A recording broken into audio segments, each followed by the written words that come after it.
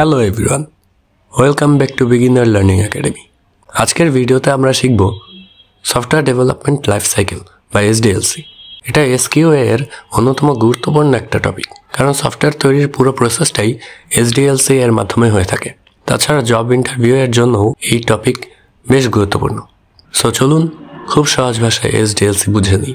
Software development life cycle বা এসডিএলসি হলো এক ধরনের ফ্রেমওয়ার্ক বা স্ট্রাকচার্ড অ্যাপ্রোচ, যেখানে software development step by step করা হয়। এসডিএলসি এর মূল উদ্দেশ্য হলো সফটওয়্যার এফিসিয়েন্টলি তৈরি করা, রিকোয়ারমেন্টস সঠিকভাবে বুঝে নেওয়া, সময়মতো ডেলিভারি করা আর হাই কোয়ালিটি আউটপুট এনশিওর করা। সফটওয়্যার র্যান্ডমভাবে তৈরি করলে কোয়ালিটি মেনটেন করা কঠিন হয়, কনফ্লিক্টস দেখা দেয়, ডিফেক্ট বেড়ে যায় এবং প্রজেক্ট ডিলে হয়। এসডিএলসি এসব সমস্যা প্রিভেন্ট করে। এসডিএলসি কেন এত গুরুত্বপূর্ণ সেটা কয়েকটা পয়েন্টে এখন আমরা দেখব। এনশিওরস বেটার প্রজেক্ট প্ল্যানিং, কোন ফেজে কী কাজ হবে সব কিছুর ক্লিয়ার রোডম্যাপ থাকে। রিডিউসেস ডেভেলপমেন্ট কস্ট, প্ল্যানিং ঠিক থাকলে রিওয়ার্ক কম হয়, ভুল কম হয়, ফলে ডেভেলপমেন্ট কস্ট অটোমেটিক্যালি কমে। ইমপ্রুভস সফটওয়্যার কোয়ালিটি, এসডিএলসিতে টেস্টিং একটা অফিসিয়াল ফেজ, তাই সফটওয়্যার বেশি স্টেবল হয়। হেল্পস ট্র্যাক প্রোগ্রেস, টিম জানে এখন কোন ফেজ চলছে, পরের কাজ কি, ডিপেন্ডেন্সিস কি। মিনিমাইজেস রিস্ক, রিকোয়ারমেন্ট মিসকমিউনিকেশন, রং ডিজাইন, সিকিউরিটি ফ্লাউস এসবের চান্সেস কমে যায়। এক কথায় এসডিএলসি হলো সফটওয়্যার ডেভেলপমেন্টের ব্যাকবোন। এসডিএলসি সাধারণত 6টা প্রধান ফেজ নিয়ে তৈরি: requirement analysis, system design, implementation, testing, deployment, maintenance. এখন একে একে প্রত্যেকটা ফেজ বিস্তারিতভাবে দেখব। রিকোয়ারমেন্ট অ্যানালাইসিস, এটা এসডিএলসি এর সবচেয়ে গুরুত্বপূর্ণ এবং ফাউন্ডেশন ফেজ। এখানে কি হয়, স্টেক হোল্ডার এবং ক্লায়েন্টসদের সাথে মিটিং হয়, তারা কি চায় সেটা কালেক্ট করা হয়, functional and non functional requirements identify করা হয়।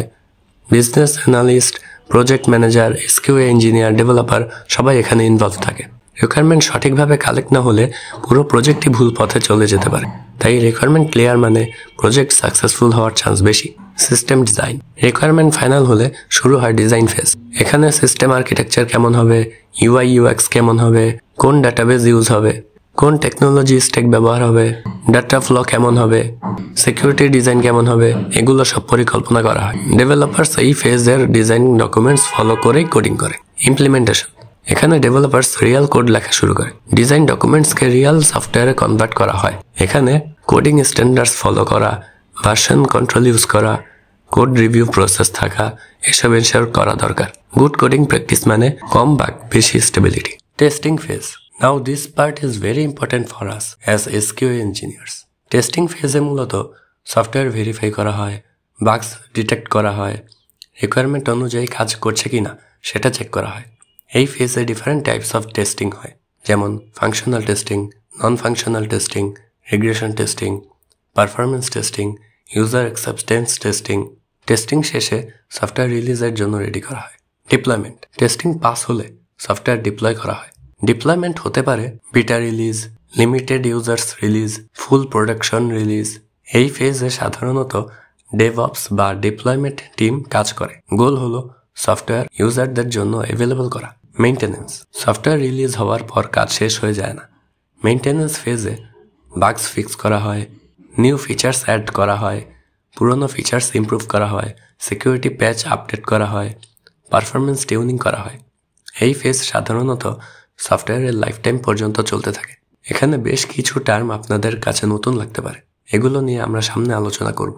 আজকের ভিডিওতে আমরা শিখলাম এসডিএলসি কি, কেন ব্যবহার করা হয়, আর প্রতিটা ফেজে কি কাজ করা হয়। সফটওয়্যার ডেভেলপমেন্ট প্রসেস বুঝতে এসডিএলসি জানা খুবই গুরুত্বপূর্ণ, এবং একজন এসকিউএ ইঞ্জিনিয়ার হিসেবে এটাতে আপনার ক্লিয়ার ধারণা থাকা জরুরি। পরের ভিডিওতে আমরা শিখব ওয়াটারফল মডেল, যেটা এসডিএলসি এর একটা ট্রেডিশনাল এবং পপুলার মডেল।